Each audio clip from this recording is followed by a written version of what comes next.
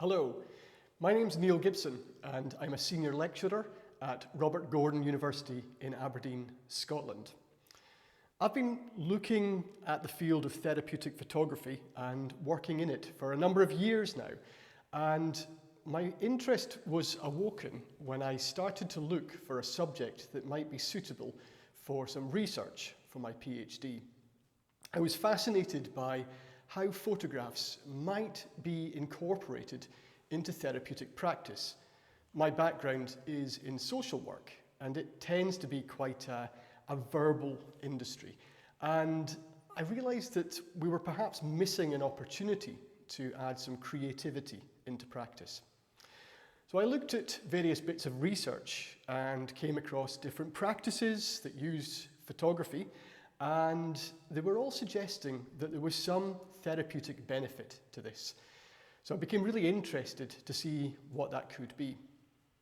I asked around local agencies and organisations in Scotland to see who was using photographs in their practice, and a number of people came back to me saying that they did. When I asked them why, they said, well, we're not really sure. It works, people enjoy it, and it's fun.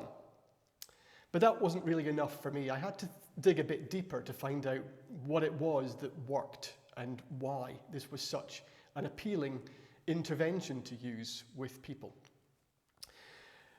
It led me onto a journey where I looked at how this technique could be structured and then used by people in various settings to enhance communication with the people that they worked with. So over time, I looked at developing a 6-week program that I could use with various groups of people. And in that program, we explored the various elements of communication, looking at photographs, talking about photographs, really reassuring people that there was no right or wrong way to take photographs. It was just a way of expressing something, some type of communication. So with this structure, we were then able to explore self-perception, self-image, self-esteem. We were able to explore relationships. We were able to look at how people expressed emotions.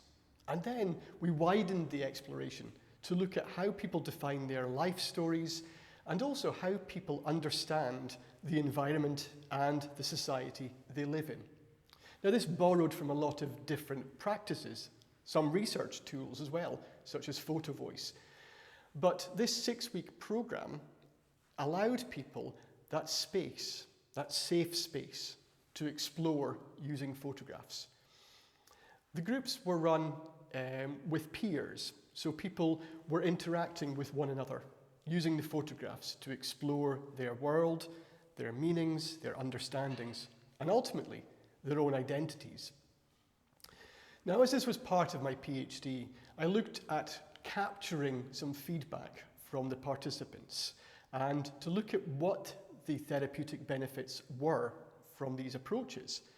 And what came out from the findings was that self-esteem was certainly enhanced, self-efficacy, this feeling that we can do things, that we can achieve things, was coming out, and a sense of empowerment, greater understanding, and a sense of control over issues, problems, ideas, and understanding that emerged from engaging with the photographs. Since that point, I've remained so interested in these approaches, and the interest from the wider community has grown. So many more professionals are understanding the value of incorporating a therapeutic practice with photography into their own practice to enhance communication.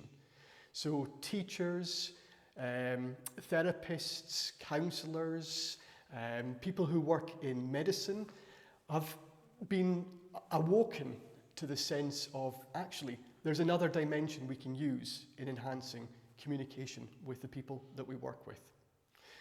So I now run a university course, a postgraduate certificate in therapeutic photography, and that's just finished its first year. And I still am actively involved in delivering therapeutic photography to people who use services, but also people who are interested in facilitating services.